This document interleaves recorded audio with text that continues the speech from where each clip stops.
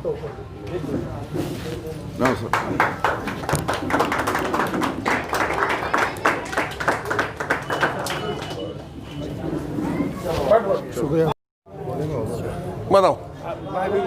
कौन है भाभी?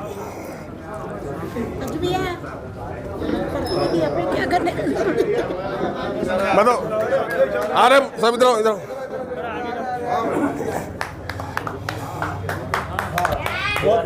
इधर ये एक पे एक फ्री है वाला का भाई, इधर थोड़ा बाकी लो साल लाओ जी।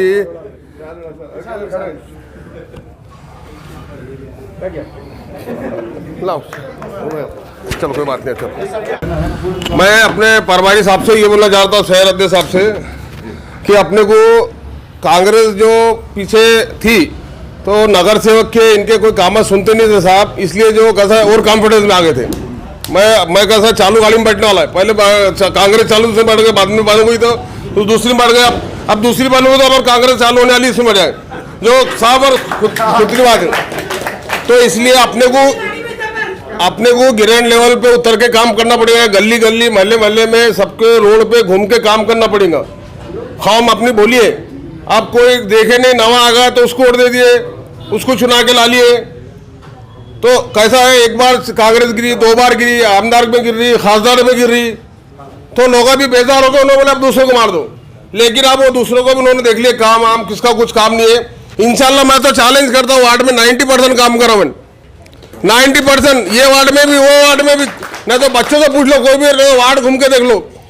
अपन बोलते हैं अपने को ऐसा टिकट देना नहीं, अपना पहले काम देखना घूमना बाद में देना। वोटरों को मैं बोलता काम देखो, इधर नहीं उधर खड़े रहता, उधर खड़े रहता, मैं पहले घूमो बाद में वोट दो, अपना काम ऐसा है। तो अपने को जो छोटे नेता से लेके बड़े लीडर तक अपने को वार्ड में घूमना पड़ेगा, पब्लिक को समझाना पड़ेगा, गले में हाथ डाल के घूमना पड़ेगा, तन मन धन से साथ देना पड़ेगा, तो इज्जत बचेंगी अपनी। मैं जो खुली बात बता दे रहा, बस इतनी बात बोल के दो खत्म कर। आंधियों से जो टकराता है उसे तूफान कहते हैं, और तूफानों से जो टकराता है उसे अज्जू पहलवान कहते हैं। अज्जू पहलवान एक ऐसे व्यक्ति है कि उनको पहचान की जरूरत नहीं है, जहां पर भी जाते हैं तो वहां पर अपना जलवा बता देते हैं, ऐसे अज्जू पहलवान की शख्सियत है।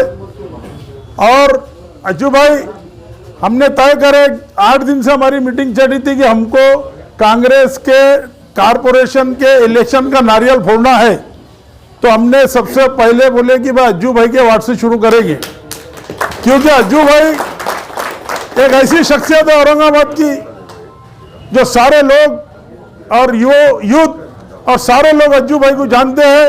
और अज्जू भाई औरंगाबाद की एक बहुत बड़ी शख्सियत है, उनका बिजनेस में भी अच्छा बड़ा नाम है, बागवान बिरादरी से आते हैं, बहुत सारा उनका काम है, शहर में काम है।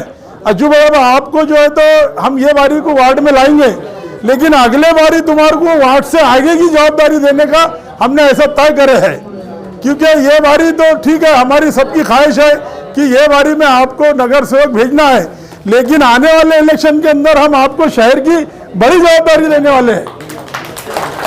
और अज्जू भाई,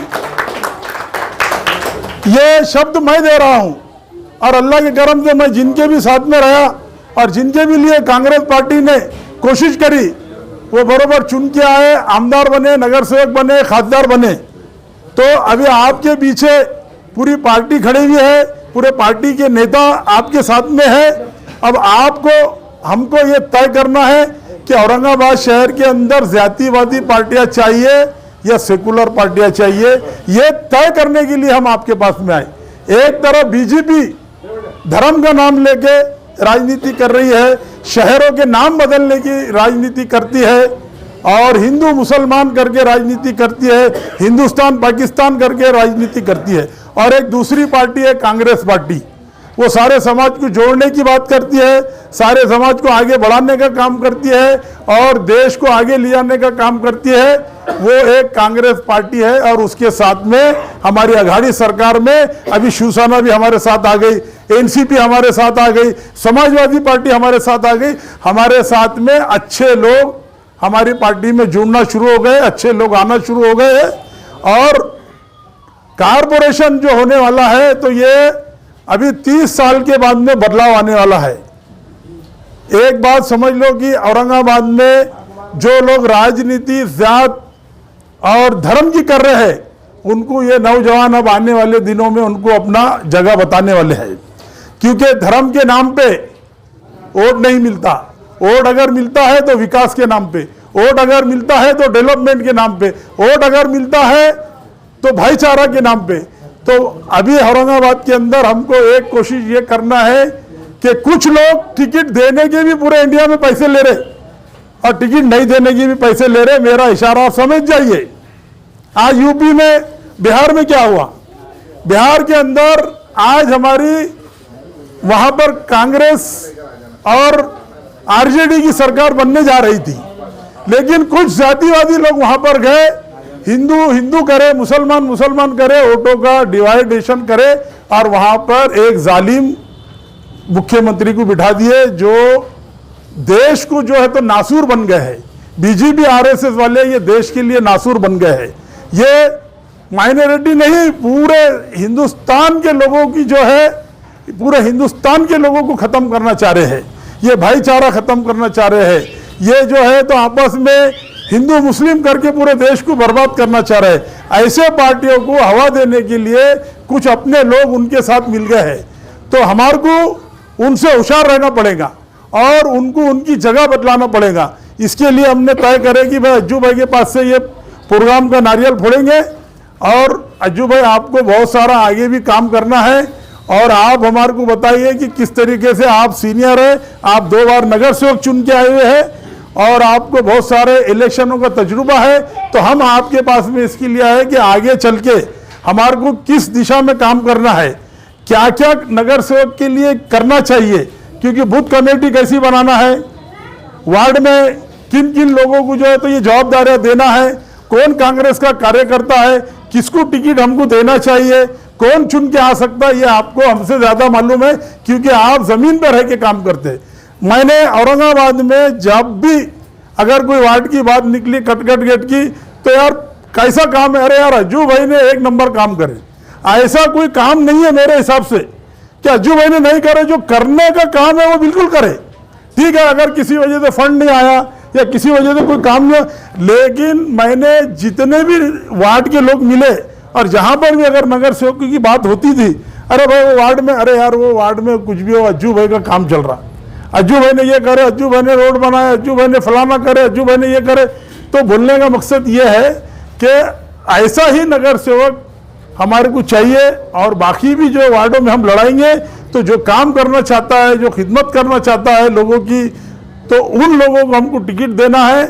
उसके लिए हम आज आपके पास में आए और आपके पास से और बातचीत करके, और भी हमारे भाई अगर कुछ यहाँ कुछ अगर बोलना चाहते हैं, कोई एडवाइस करना चाहते हैं तो वो भी हम सुनने के लिए आए। और हमारे मुजाहिद खान साहब यहाँ पर पूरे कारपोरेशन की बागडोर इन्होंने संभाले हुए, आगे भी इनसे हमको बहुत सारा काम लेना है और जातिवादी शक्तियों को रोकने के लिए हमारे को इस शहर के अंदर सबको एकजुट होना पड़ेगा और हमको वार्ड वार्ड जाके लोगों को समझाना है कि भाई जात के नाम पे कुछ नहीं होने वाला, सिर्फ नफरतें पैदा हो रही। हमको नफरतें नहीं, मोहब्बतें पैदा करना है। तो कांग्रेस पार्टी मोहब्बतें पैदा कर रही है और जो लोग जातिवादी बात कर रहे हैं उससे हमारा नुकसान हो रहा है। नुकसान ये हो रहा है, दंगा होता, हमारे लोगों को जेल में जाते, गोलियां हमारे महल्ले के अंदर जो है तो चलती है, केसेस हमारे बच्चों के ऊपर होते हैं। तो इससे जो है हमारा डेवलपमेंट नहीं हो रहा, हमारा डेवलपमेंट रुक जा रहा है। तो जातिवाद को रोकने के लिए हमारे को ये अघाड़ी को चुन के लाना जरूरी है और हर वार्ड में जाके हमको लोगों को समझाना है कि भैया अघाड़ी सरकार हमको चुन के लाना है, जातिवादी शक्तियों को हमको यहाँ से भगाना है। और अभी बाकी हमारे मुजाहिद भाई बोलेंगे, हिशाम भाई बोलेंगे, इकबाल सिंह गिल साहब बोलेंगे, अज्जू भाई आपने बुलाए और मैं आपका बहुत बहुत शुक्रगुजार हूँ और महल्ले के लोगों का भी शुक्रगुजार हूँ कि हमारे को बहुत अच्छे से इस्तेकबाल करे। इसी बात में मैं एक शेर बोल के बैठ जाता हूँ, हयात लेके चलो, कायनात लेके चलो, चलो तो सारे जहां को साथ लेके चलो, खुदा हाफिज।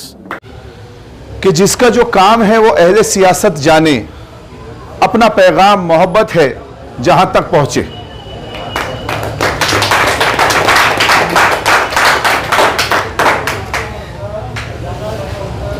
अमन और शांति का संदेश देने वाला और हिंदुस्तान को एक दिशा बताने वाला हमारा प्यारा शहर औरंगाबाद पिछले कुछ सालों से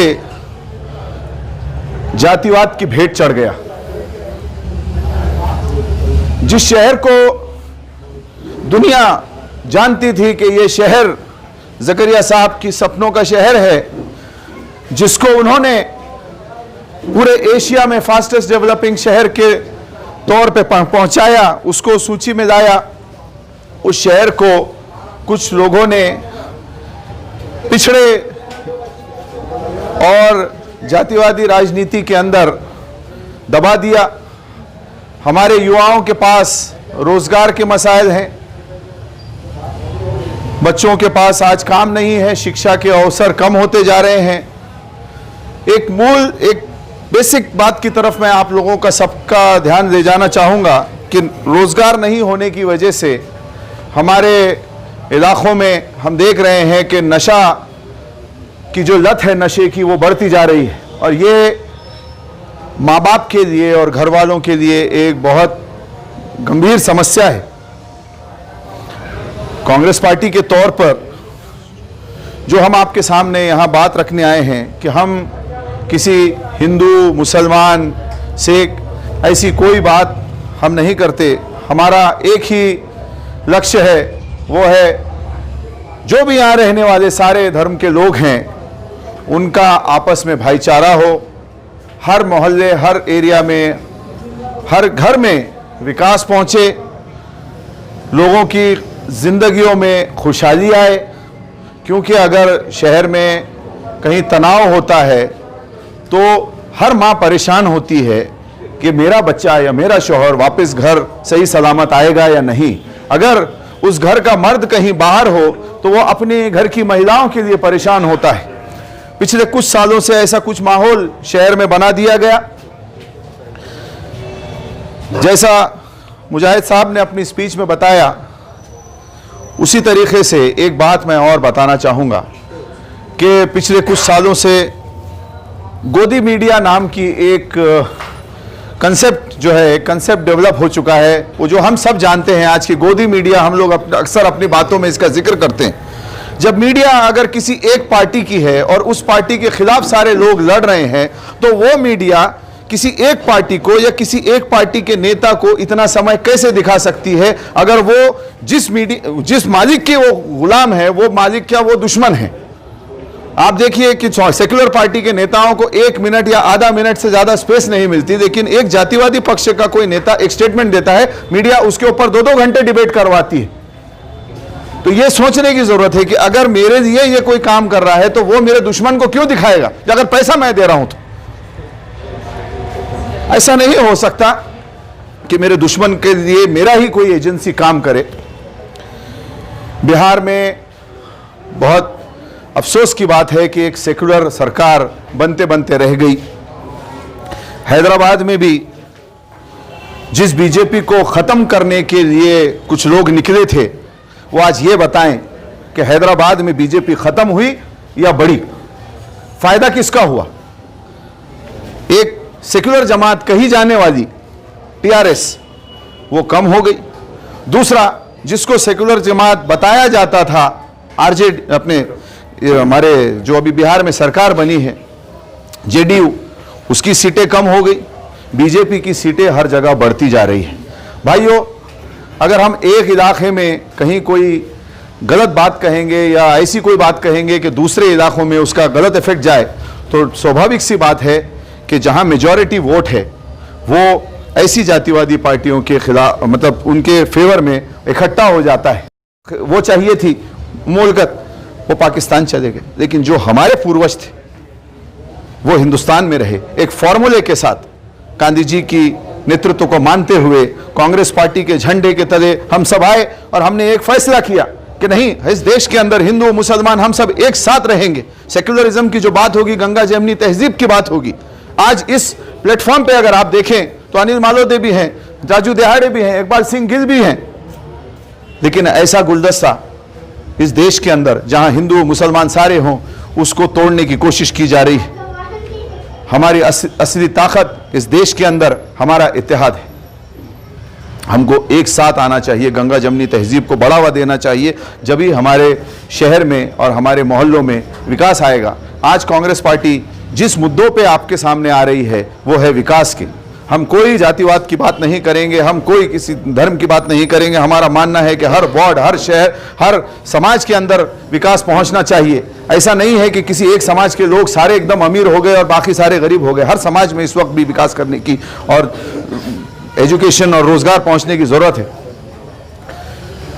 मैं आप लोगों से एक अदबन गुजारिश करूंगा कि सियासत को जातिवाद की नज़र से जो कुछ लोग हमको दिखाना चाह रहे हैं, उनके बहकावे में ना आकर, जो हमारे बाप दादाओं ने हमें गंगा जमनी तहजीब का रास्ता दिखाया, हमारे पूर्वजों की बात पर गौर फिक्र करें, उनकी सोच पर गौर फिक्र करें और एक साथ आकर हमारे शहर से हमको नफरत को मिटाना है, दूरियों को मिटाना है, एक साथ आना है। और कांग्रेस पार्टी ने इस शहर के अंदर जो सारे प्रोजेक्ट्स लाए हैं, जैसे अगर आप देखेंगे तो इस शहर में MIDC पहली जो लाई वो कांग्रेस पार्टी लाई, घाटी अस्पताल ये कांग्रेस पार्टी लाई, इस शहर में एयरपोर्ट ये कांग्रेस पार्टी लाई, पानी की पाइपलाइन जो आई वो कांग्रेस पार्टी लाई, हज की फ्लाइट शुरू करवाई कांग्रेस ने ही, यहां पे कैंसर हॉस्पिटल बनवाया, हज हाउस भी यहां पे कांग्रेस ने दिया। और उसके बाद अभी भी जो पानी की पाइपलाइन जो आ रही है, ये कांग्रेस पार्टी के ही सरकार में इसका निर्णय 2006 में लिया गया था, जिसमें इस प्रोजेक्ट की उस वक्त कीमत जो थी वो 369 करोड़ थी, उसमें से 241 करोड़ कांग्रेस पार्टी ने ही दिए थे, जो ब्याज के साथ आज बढ़कर 500 करोड़ हो गए, जो इस 1680 करोड़ में इस्तेमाल किए जाने वाले हैं। महाविकास आघाड़ी की सरकार बनी, हमने देखा कि दिल्ली में और बाकी शहरों में माहौल खराब हुआ, लेकिन महाराष्ट्र में अल्हम्दुलिल्लाह अमन है और शांति है। हम उम्मीद करते हैं कि ये भाईचारा हम और आगे ले जाएंगे। आज आप देखिए कि यूपी में क्या हाल है, यूपी के अंदर लोग बच्चे उठा दिए जा रहे हैं, उसके कोई सुनवाई नहीं। न सिर्फ मुसलमान, खुद ये हिंदू का दम भरने वाली बीजेपी, वहां हिंदू भी सुरक्षित नहीं है। जो ऊंची जाति के लोग हैं उनके भी दिन दहाड़े कत्ल कर दिए जा रहे हैं। तो एक आप लोगों से एक अदबन गुजारिश है कि जो सेकुलर पार्टियां हैं उनके साथ रहें, जो हमारे पूर्वजों ने हमको रास्ता बताया उस पर चलें। और आज आप लोगों के बीच आकर मुझे बहुत अच्छा लगा। मैं शुक्रिया अदा करता हूं अज्जू भाई का कि हम लोगों को आपने यहाँ बुलाया, इज्जत बख्शी और आप लोगों से मिलने का मौका दिया। आगे भी इंशाल्लाह मुलाकात होगी। शुक्रिया, खुदा हाफिज़।